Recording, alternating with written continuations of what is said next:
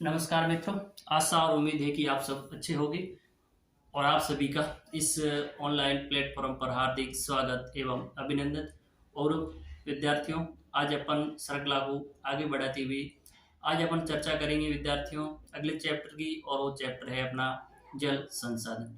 और विद्यार्थियों, इस चैप्टर के अंतर्गत अपन ये समझने का प्रयास करेंगे कि इस चैप्टर में से किस प्रकार का प्रश्न आएगा विद्यार्थियों, और वह प्रश्न कितने अंक का होगा। तो जब हम विद्यार्थियों इस चैप्टर के बारे में चर्चा करते हैं तो इस चैप्टर में से अपने दो प्रश्न आएंगे विद्यार्थियों।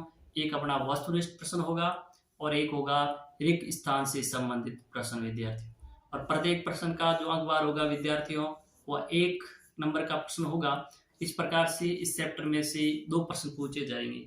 और विद्यार्थियों, ये दोनों जो प्रश्न है वो प्रश्न बोर्ड पेपर के अंदर प्रश्न संख्या कितने पे मिलने वाले हैं वो आपके सामने आपको स्क्रीन पर दिखाई दे रहा होगा। और विद्यार्थियों, अपन आज जो चर्चा करेंगे वो यहाँ आपको स्क्रीन के सामने जो बोर्ड पे लिखे हुए प्रश्न दिखाई दे रहे हैं विद्यार्थियों। ये जो प्रश्न है ये बोर्ड परीक्षा की दृष्टि से विद्यार्थियों बहुत ही महत्वपूर्ण क्वेश्चन है।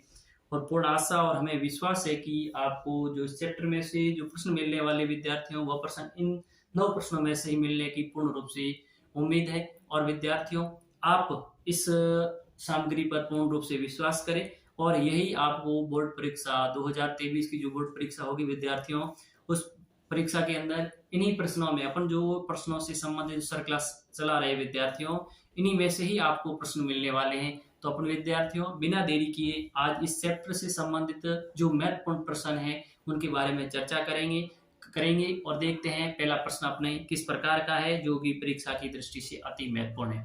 देखते हैं विद्यार्थियों, पहला प्रश्न है कि अलवणीय जल कुल जल का कितने प्रतिशत है। प्रश्न ये पूछा गया कि अलवणीय जल यानी लवणीय और अलवणीय जल दो कैटेगरी का होता है विद्यार्थियों। इनमें से आपको ये पूछा गया है कि अलवणीय जो जल है वह अलवणीय जल कुल जल का कितना प्रतिशत है। यानी अपने को ये जानकारी होनी चाहिए विद्यार्थियों कि अलवणीय जल है वो कुल जो जल होता है उस जल का कितने प्रतिशत। अगला प्रश्न है विद्यार्थियों कि धरातलीय व भौम जल का सबसे अधिक उपयोग किस क्षेत्र में। यानी एक धरातल वाला जल, दूसरा है भौम जल। ये दोनों जल है, इन दोनों प्रकार कैटेगरी के जो जल है इस जल का सबसे अधिक मात्रा में जो उपयोग है वो विद्यार्थियों किस क्षेत्र में किया जाता है, उस क्षेत्र के बारे में हमें जानकारी होनी चाहिए। अगला प्रश्न है विद्यार्थियों कि भारतीय कौन सी दो नदियां अत्यधिक प्रदूषित। भारत की ऐसी कौन सी नदियां हैं विद्यार्थियों जो अत्यधिक क्या है प्रदूषित। वैसे बात की जाए बहुत सारी नदियां हैं, सभी नदियां लगभग सम्मानित प्रदूषित हो चुकी है विद्यार्थियों। और अपने को ये बताना है कि दो नदी ऐसी विद्यार्थियों जो अत्यधिक प्रदूषित है भारत में, उन दो नदियों के बारे में नाम अपने को जानकारी में होने चाहिए। अगला प्रश्न है विद्यार्थियों कि जल अधिनियम व पर्यावरण सुरक्षा अधिनियम कब पारित हुआ। जल अधिनियम और पर्यावरण सुरक्षा अधिनियम है इनको कब पारित किया गया उसके बारे में जानकारी। अगला प्रश्न है विद्यार्थियों कि जल उपकर अधिनियम कब लागू हुआ और इसका मुख्य उद्देश्य क्या था। यानी जल उपकर अधिनियम इसको लागू कब किया गया विद्यार्थियों, और ये भी देखना साथ में जब इसको लागू किया गया तो किस लक्ष्य या क्या उद्देश्य था जिसकी वजह से इसको लागू किया गया। अगला प्रश्न जल संभर प्रबंधन क्या है। एंड जल संभर प्रबंधन से आप क्या समझते हैं विद्यार्थियों, या इसका क्या अभिप्राय या ये क्या होता है उसके बारे में हमें जानकारी होनी चाहिए। अगला प्रश्न हरियाली नीरू मीरू अरवारी पानी संसद इन योजनाओं का संचालन कौन करता है। यानी विद्यार्थियों आपको कुछ योजनाओं के बारे में संबंधित प्रश्न दिया हुआ है और ये पूछा जा रहा है कि जैसे हरियाली है, नीरू मीरू है, अरवारी पानी संसद, इन योजनाओं का संचालन कौन करता है। केंद्र सरकार करेगी या फिर राज्य सरकार करती है, उसके बारे में हमें जानकारी होनी चाहिए। और साथ साथ में विद्यार्थियों ये जो योजनाएं किन किन क्षेत्र से संबंधित है उन क्षेत्रों के बारे में भी हमें जानकारी होनी चाहिए।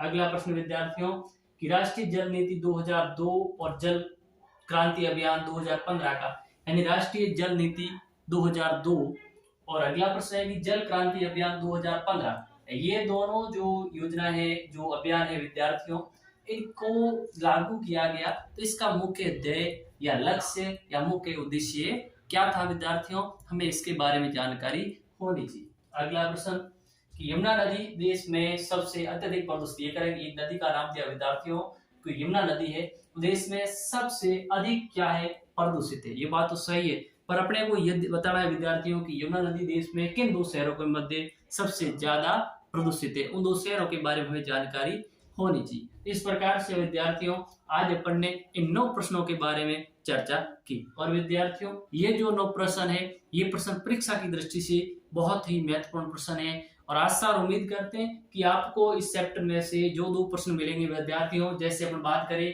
तो मैंने लिखा प्रश्न का प्रकार, किस प्रकार का प्रश्न मिलेगा। एक तो वस्तुनिष्ठ प्रश्न मिलेगा, जो संख्या में कितना होगा विद्यार्थियों, एक होगा, एक आपको और एक ही अंक होगा विद्यार्थियों। एक मिलेगा विद्यार्थियों आपको रिक्त स्थान मिलेगी, और जो एक होगी और एक अंक। इसका मतलब है कि विद्यार्थियों इस चैप्टर में से 2 प्रश्न आने वाले हैं, और दोनों के दोनों प्रश्न है वो 2 अंक की होगी, और वह 2 के 2 प्रश्न है विद्यार्थियों, वह दोनों के दोनों प्रश्न आपको इन 9 प्रश्नों में मिलने, 9 प्रश्नों में से ही मिलने की पूर्ण रूप से संभावना है। और विद्यार्थियों आप इन सामग्री पर पूर्ण रूप से विश्वास बनाए रखें, पढ़ते रहिए और अच्छे रहिए।